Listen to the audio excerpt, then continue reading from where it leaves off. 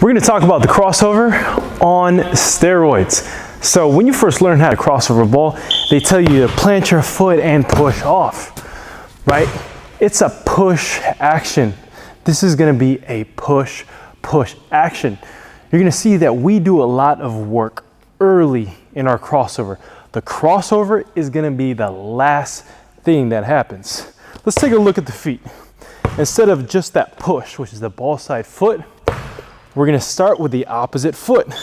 I often tell players when you're first learning this move to stop, pause, lift the opposite foot.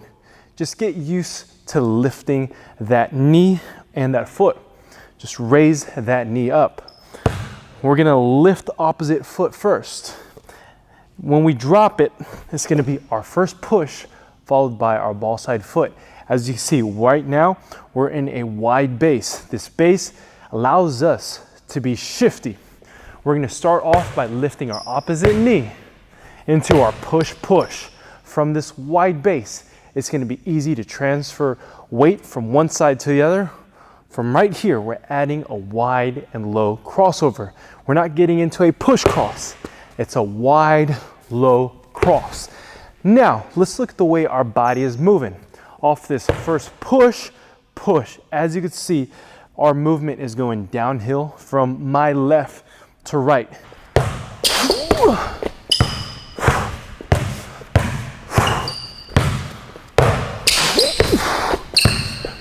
right, here we go.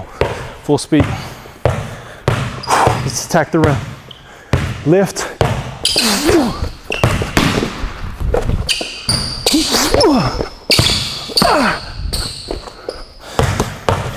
That's the push crossover. There are two types of crossovers. You have the push cross, which is a push from one side of your frame across your body into the other. Now you have a low and wide crossover. Typically when you think of the Allen Iverson crossover, that's going to be your low and wide crossover. Many players have a habit of getting into a push cross when they should be getting into a wide and low crossover. We're going to look at one way to fix that. What you're going to do is grab a cone with a nice base. This is going to be in your offhand. Now, we've already covered how to get into a push crossover. What we're going to do right now is off our push, we're going to go ahead and place the cone after both feet hit the floor.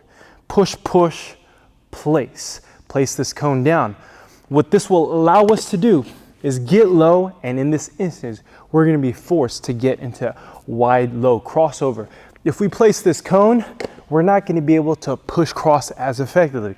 A push cross, a lot of times, is done in an upright position, knees slightly bent.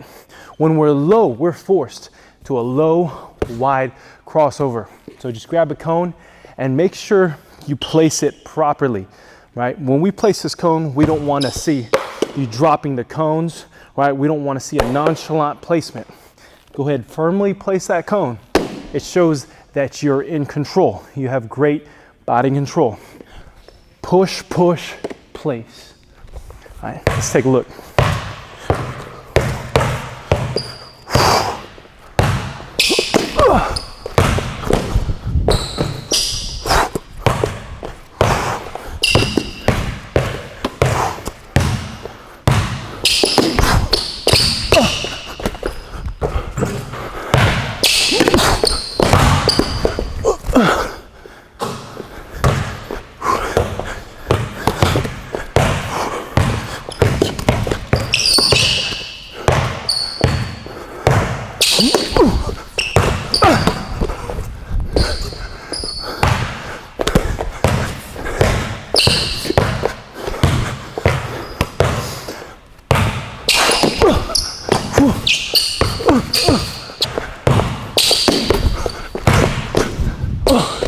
The crossover could be a very risky move for the offensive player if it's not done with a proper spatial awareness.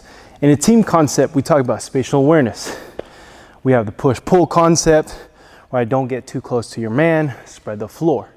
But from an individual skill standpoint, it's important to know where your defender is and where you're placing and performing your move. Now, a crossover should generally be done when you're over an arm's distance away. Now, as you close the gap to your defender, you get about arm's length away. Perhaps you might want to perform a between the legs dribble. When you're body to body with your defender, you're either performing a behind the back or a spin.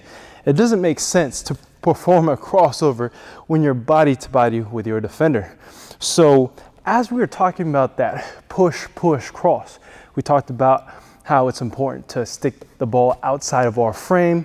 It's going to be a low and wide dribble. It's important that we perform that crossover over an arm's length away. So I have my cone set up right here, and I am just a little over arm's length away. I'm gonna put my cone right where it should be.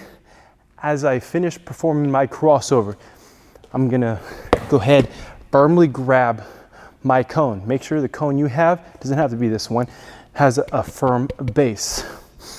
Once we pick up that cone, we're going right by our defender.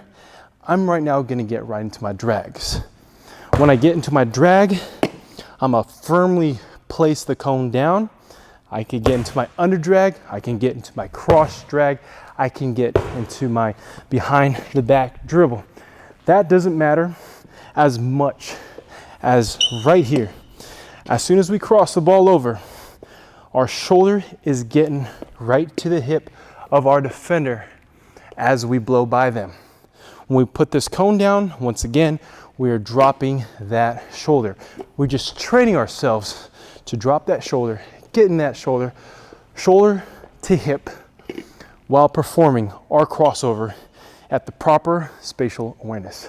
Let's take a look. We're gonna be performing a push-push crossover. We talked about it before.